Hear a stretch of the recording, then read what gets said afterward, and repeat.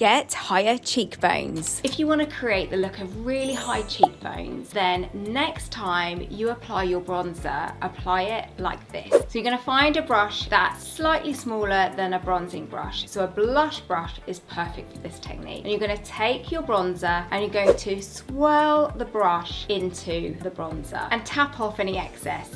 So most of the time when we apply our bronzer, we start on the apples of our cheeks. But in this technique, you're going to start with your brush towards the top of your ear here. And you're going to take your brush and you're going to swirl it down into a C to end at about the apple of your cheek here. And you're going to dust the colour from the top to the bottom.